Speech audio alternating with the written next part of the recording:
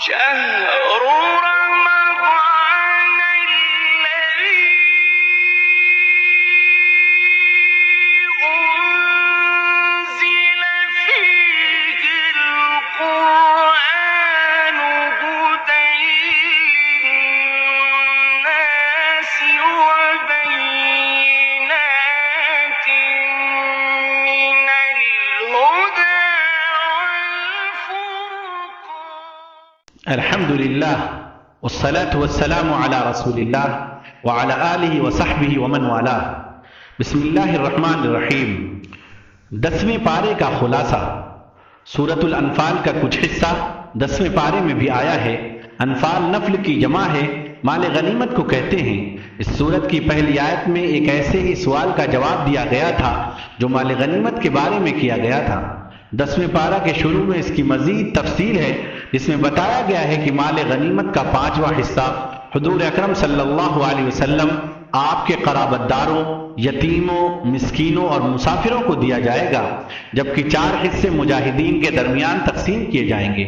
مال غنیمت کی تقسیم کا حق بتانے کے بعد غزوہ بدر کی تفصیل ہے، جس میں قرآن حکیم نے اپنے خاص اسلوب میں اس کی یوں منظر کشی کی ہے گویا سامعین اپنی آنکھوں سے اس غزوے کا حال دیکھ رہے ہیں. فرمایا، اس وقت کو یاد کرو جب تم قریب کے نالے پر تھے اور وہ دور کے نالے پر، اور قافلہ تم سے نیچے اتر گیا تھا. غزوہ بدر کے حوالے سے جو باتیں یہاں ذکر کی گئی ہیں ان میں سے خاص باتیں درج ذیل ہیں. جب دونوں لشکر آمنے سامنے ہوئے تو کفار نے مسلمانوں کی تعداد بہت کم سمجھی اور یوں ہی مسلمانوں کو کفار بہت کم دکھائی دیے. ایسا اس لیے ہوا کہ اللہ تعالیٰ نے اس جنگ کا ہونا طے فرما دیا تھا، اور اللہ تعالیٰ نہیں چاہتا تھا کہ کوئی فریق بھی دوسرے کی کثرت سے مرعوب ہو کر راہ فرار اختیار کرے. اللہ تعالیٰ نے غزوہ بدر میں مسلمانوں کی نصرت کا تذکرہ کرنے کے بعد اللہ کی نصرت کے حصول کے 4 عناصر ذکر کیے ہیں. نمبر 1، میدان جنگ میں ثابت قدمی. نمبر 2، اللہ تعالیٰ کا کثرت سے ذکر کرنا. نمبر 3، آپس میں اختلاف اور لڑائی جھگڑے سے بچ کر رہنا. نمبر 4، دشمن سے مقابلہ کے وقت ناموافق امور پر صبر کرنا. کامیابی کے 4 عناصر بتانے کے ساتھ ساتھ مشرکین کی طرح فخر و غرور اور دکھاوا کرنے سے منع کیا گیا ہے. غزوہ بدر میں شیطان مشرکین کے سامنے ان کے اعمال کو مزین کر کے پیش کرتا رہا، اور دوسری جانب مسلمانوں کی مدد کے لیے آسمان سے فرشتے نازل ہوئے جو کافروں کے چہروں اور پیٹھوں پر سخت ضربے لگاتے. مفسرین فرماتے ہیں کہ اگرچہ یہ آیت تو غزوہ بدر کے بارے میں نازل ہوئی ہیں لیکن مفہوم کے اعتبار سے عام ہیں، چنانچہ موت کے وقت ہر کافر کی پٹائی لگتی ہے. قریش پر غزوہ بدر میں جو آفت آئی اور وہ ذلیل و خوار ہوئے تو اس کی وجہ یہ بتائی گئی ہے کہ اللہ تعالیٰ کا دستور یہ ہے کہ جب کوئی قوم شکر کی بجائے کفر اور اطاعت کے بجائے معصیت شروع کر دیتی ہے تو اللہ تعالیٰ بھی اپنا معاملہ بدل دیتا ہے اور اسے نعمت کی جگہ نکبت اور راحت کی جگہ مصیبت میں مبتلا کر دیتا ہے. غزوہ بدر کے پس منظر میں مسلمانوں کو ہدایت کی گئی ہے کہ دشمنوں سے مقابلے کے لیے مادی، عسکری اور روحانی تینوں اعتبار سے تیاری مکمل رکھیں. ظاہر ہے غزوہ بدر میں مادی تیاری مکمل نہ تھی، یہ تو اللہ تعالیٰ کی خاص نصرت کا نتیجہ تھا کہ مادی اور عسکری اعتبار سے کمزوری اور دونوں لشکروں میں بے پناہ تفاوت کے باوجود اللہ تعالیٰ نے مسلمانوں کو فتح عطا کر دی. لیکن آئندہ کے لیے مسلمانوں کو حکم دیا گیا ہے کہ وہ حالات اور ضروریات کے مطابق بھرپور تیاری کریں تاکہ ان کے اسلحے اور ساز و سامان کو دیکھ کر دشمن پر رعب طاری ہو جائے اور اسلامی لشکر کے سامنے آنے کی جرت ہی نہ کریں. ارشاد باری تعالیٰ ہے، جہاں تک ہو سکے تم ان سے مقابلے کے لیے تیاری رکھو، قوت بھی اور گھوڑوں کا پالنا بھی، کہ اس کے ذریعے تمہاری دھاگ بیٹھی رہے گی اللہ کے دشمنوں پر، تمہارے دشمنوں پر اور ان کے سوا دوسرے لوگوں پر جنہیں تم نہیں جانتے، اور اللہ انہیں جانتا ہے. یہاں اس بات کی وضاحت ضروری ہے کہ مادی قوت و اطاعت کی اہمیت کے باوجود روحانی قوت کا انکار نہیں کیا جا سکتا، بلکہ حقیقت تو یہ ہے کہ دشمن سے آمنے سامنے ہونے کے لیے روحانی اور ایمانی قوت تمام دوسری قوتوں اور وسائل کے مقابلے میں زیادہ اہمیت رکھتی ہے. یہی وہ قوت ہے جو کمزور کو طاقتور بناتی ہے، جو چھوٹے کو بڑے لشکر کے ساتھ ٹکرانے کا حوصلہ عطا کرتی ہے، جو شہادت کی راہ پر چلنا آسان کرتی ہے، ایمانی قوت رکھنے والوں کو ایسا رعب عطا کرتی ہے جو بڑے بڑے سرماؤں کو لرزہ باندام کر دیتا ہے۔ اپنی اس اجتماعی کمزوری کا کیسے اعتراف کیا جائے کہ آج مسلمان فکری، علمی، مادی اور روحانی ہر اعتبار سے ضعف اور کمزوری کا شکار ہے۔ جہاں مسلمانوں کو جنگ کے لیے ہمہ وقت مستعد رہنے کا حکم دیا گیا ہے، وہیں یہ حکم بھی دیا گیا ہے کہ اگر یہ کافر صلح کی طرف مائل ہوں تو تم بھی اس کی طرف مائل ہو جاؤ۔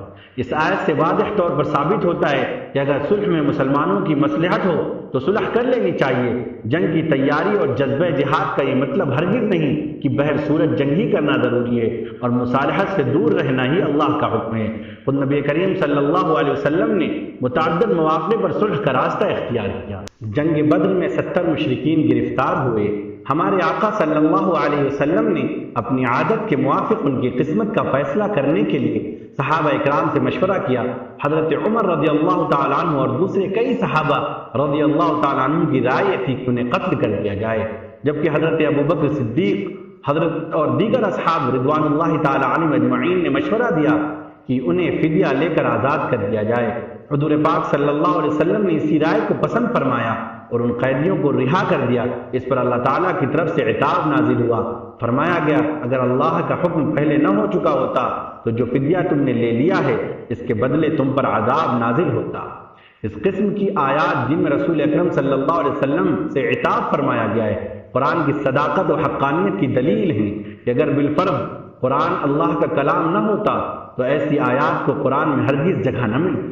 یہ بات ملحوظ رہے کہ عتاب کے باوجود اللہ تعالیٰ نے مسلمانوں کو اس فدیہ کے کھانے کی نہ صرف اجازت دی بلکہ اسے حلال اور پاکیزہ قرار دیا جو مشرکوں قیدیوں سے لیا گیا تھا۔ سورت کے اختتام پر ان لوگوں کو ایک دوسرے کا رفیق قرار دیا گیا ہے جو اللہ کی رضا کے لیے ہجرت اور جہاد کرتے ہیں، ایک دوسرے کو ٹھکانہ فراہم کرتے اور ایک دوسرے کی مدد کرتے ہیں۔ اس سورت کی ابتدا جہاد اور غنیمت کے ذکر سے ہوئی تھی اور اختتام نصرت اور ہجرت کے ذکر پر ہو رہا ہے۔ گویا کہ یہ سورت ابتدا سے اختتام تک جہادی بیان پر مشتمل ہے اور اس کا مضمون جہاد پر ابھارنا ہے۔ سورہ توبہ۔ سورہ توبہ مدنی سورت ہے اور اس میں 29 آیات اور 16 رکوع ہیں۔ اسے سورہ برات بھی کہا جاتا ہے۔ اس سورت کا پہلا لفظ ہی براءہ ہے۔ یہ سورت 9 ہجری میں اس وقت نازل ہوئی جب رسول اکرم صلی اللہ علیہ وسلم رومیوں کی سرکوبی کے لیے نکلے تھے۔ اس غزوے کو غزوہ تبوک کے نام سے یاد کیا جاتا ہے۔ یہ غزوہ سخت گرمی کے زمانے میں پیش آیا تھا۔ سفر بہت طویل تھا، پھل پکے ہوئے تھے، جبکہ عرب کا اہم ذریعہ معاش تھی اور مقابلہ ایک ایسی سلطنت سے تھا جسے اپنے وقت کی سپر پاور ہونے کا دعویٰ تھا۔ مختصر یہ کہ غزوہ اہل ایمان کے لیے بڑی ابتلا، آزمائش اور ان کے صدق و اخلاص کا امتحان تھا۔ اس کے ذریعے مومنوں اور منافقوں کے درمیان امتیاز بھی ہو گیا۔ حقیقت میں سورہ توبہ کی بنیادی ہدف دو ہی ہیں، ایک مشرکین اور اہل کتاب کے ساتھ جہاد کے احکام بیان کرنا اور دوسرے غزوہ تبوک کے پس منظر میں اہل نفاق کے درمیان واضح فرق کر دینا۔ جہاں تک احکام جہاد کا تعلق ہے تو تمہید کے طور پر ان معاہدات سے برات کا اعلان کیا گیا جو مسلمانوں نے مشرکین کے ساتھ کیے تھے۔ ان کے لیے انتہائی مدت 4 ماہ مقرر کر دی گئی۔ یوں ہی مشرکوں کو بیت اللہ کا حج کرنے سے بھی منع کر دیا گیا کیونکہ یہ لوگ کئی بار عہد شکنی کے مرتکب ہو چکے تھے اور اسلام کے بڑھتے ہوئے سیلاب کو روکنے کے لیے یہود کے ساتھ گٹجوڑ کرتے چلے آ رہے تھے۔ مشرکوں سے برات کا اعلان کرنے کے بعد اہل کتاب کے ساتھ بھی قتال کی اجازت دی گئی ہے کہ مکر و فریب، عہد شکنی، منافقت اور جھوٹ ان کی فطرت میں رچ بس چکا تھا۔ یہود کا قبیلہ بنو قریظہ ہو یا بنو نذیر اور بنو قینقاع، انہوں نے اسلام اور مسلمانوں کو نقصان پہنچانے کا کوئی موقع ہاتھ سے نہیں جانے دیا تھا۔ تقریباً 20 آیات میں ان کے باطنی خبث، دسیسہ کاریوں اور مکاریوں کو تشتبام یعنی واضح کیا گیا اور مسلمانوں سے کہا گیا کہ اہل کتاب میں سے جو لوگ اللہ تعالیٰ پر ایمان نہیں لاتے اور نہ ہی روز آخرت پر یقین رکھتے ہیں اور نہ ہی ان چیزوں کو حرام سمجھتے ہیں جو اللہ اور اس کے رسول نے حرام کی ہیں اور نہ دین حق کو قبول کرتے ہیں، ان سے جنگ کرو یہاں تک کہ وہ ذلیل ہو کر جزیہ دیں۔ جہاں تک اس صورت کا ہدف ہے اور اس کا تعلق ہے تو منافقوں کی علامات اور بدباطنیوں کو اس انداز میں بیان کیا گیا ہے کہ وہ سب کے سامنے ذلیل اور رسوا ہو کر رہ گئے۔ اسی لیے اس سورت کا نام سورۃ الفاضحہ بھی ہے۔ یعنی رسوا کرنے والی صورت۔ اس صورت کے نزول سے قبل انہوں نے اپنے آپ کو اسلام کے زبانی دعوے کے پردے کے پیچھے چھپا رکھا تھا، لیکن اس صورت نے ان کے باطن کو یوں ظاہر کیا کہ ہر کسی نے جان لیا کہ کون منافق ہے اور کون مخلص مومن ہے۔ منافقوں کی کمزوریوں اور عیوب کو نمایاں کرنے کا ظاہری سبب غزوہ تبوک بنا۔ جہاد تو ویسے بھی جان کو جوخم میں ڈالنے والی عبادت ہے، جبکہ غزوہ تبوک میں مادی اعتبار سے اپنے وقت کی سب سے بڑی فوج کے ساتھ مقابلہ تھا، اور وہ بھی شدید گرمی اور فقر و فاقہ کے دنوں میں۔ اس غزوے کے پس منظر میں منافقوں سے جو حرکتیں سرزد ہوئیں ان کا اندازہ ذیل کی چند جھلکیوں سے لگایا جا سکتا ہے۔ یہ جھلکیاں سورہ توبہ کی بعض آیات ہی سے ماخوذ ہیں۔ نمبر 1، اللہ نے پیشن گوئی فرما دی تھی کہ منافق قسمیں کھا کر کہیں گے کہ اگر ہم طاقت رکھتے تو آپ کے ساتھ ضرور یعنی تبوک کی طرف نکل پڑتے۔ چنانچہ ایسا ہی ہوا، اور جب حضور اکرم صلی اللہ علیہ وسلم تبوک سے واپس آئے تو منافقوں نے جھوٹے اعذار پیش کیے۔ نمبر 2، سوائے چند کے باقی تمام مخلص مسلمان فوراً غزوہ تبوک میں شرکت کے لیے تیار ہو گئے، جبکہ منافقوں نے مختلف حیلوں و بہانوں سے مدینہ میں رہنے کی اجازت حاصل کر لی۔ نمبر 3، اللہ نے فرمایا کہ ان منافقوں کا جہاد میں نہ نکلنا ہی بہتر تھا۔ اگر بالفرض وہ شرکت کرتے تو مسلمانوں کے درمیان فتنہ فساد پھیلانے کے سوا بھی نہ کچھ کرتے۔ نمبر 4، ان میں سے بعض ایسے بھی تھے جنہوں نے مضحکہ خیز عذر پیش کر کے اپنے لیے استثناء حاصل کرنے کی کوشش کی۔ مثال کے طور پر جد ابن قیس نام کے ایک صاحب کہنے لگے کہ یا رسول اللہ، میں دل کا بڑا کمزور ہوں، جبکہ رومیوں کی عورتیں گورے رنگ کی ہوتی ہیں، مجھے ڈر ہے کہ کہیں اگر میں جہاد میں گیا تو انہیں دیکھ کر فتنے میں مبتلا ہو جاؤں گا۔ نمبر 5، ان کے دلوں میں مسلمانوں کے لیے بغض و حسد کے سوا کچھ نہیں تھا۔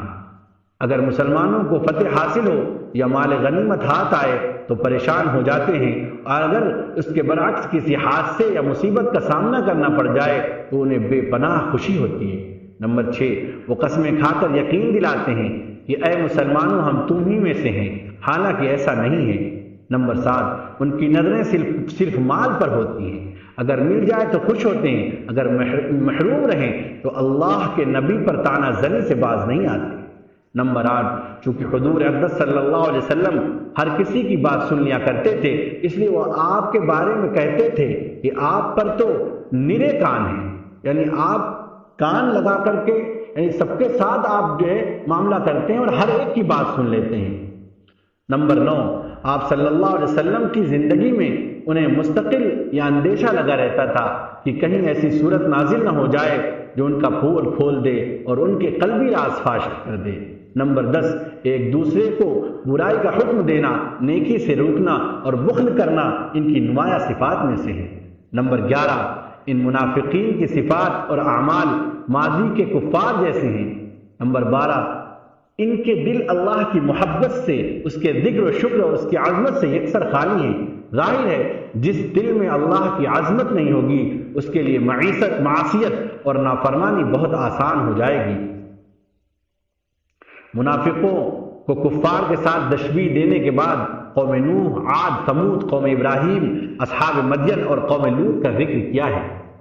10ویں پارے کے آخر میں منافقوں ہی کا تذکرہ ہوا ہے، اور ان کے بارے میں اللہ تعالیٰ نے یہاں تک فرما دیا ہے کہ اے میرے پیغمبر، اگر آپ ان کے لیے 70 بار بھی استغفار کریں تو بھی اللہ تعالیٰ ان کی ہرگز مغفرت نہیں کرے گا، اور یہ بھی فرما دیا کہ اگر ان میں سے کسی کا انتقال ہو جائے تو آپ اس کی نماز جنازہ ادا نہ فرمائیں۔ منافقوں کے ساتھ ساتھ اللہ تعالیٰ نے ان مخلص مسلمانوں کا بھی تذکرہ فرمایا ہے جن میں سے کوئی بڑھاپے، کوئی شدید بیماری اور کوئی سامان جہاد نہ ہونے کی وجہ سے جہاد میں شرکت نہ کر سکا۔ ان لوگوں کے جذبات کا یہ عالم تھا کہ جہاد میں شرکت نہ کر سکنے کی وجہ سے ان کی آنکھوں سے آنسو امڈ آتے تھے، اس لیے فرمایا گیا کہ مخلصین کی اس جماعت پر کوئی گناہ نہیں ہے۔ صدق اللہ العظیم، والسلام علیکم ورحمۃ اللہ وبرکاتہ۔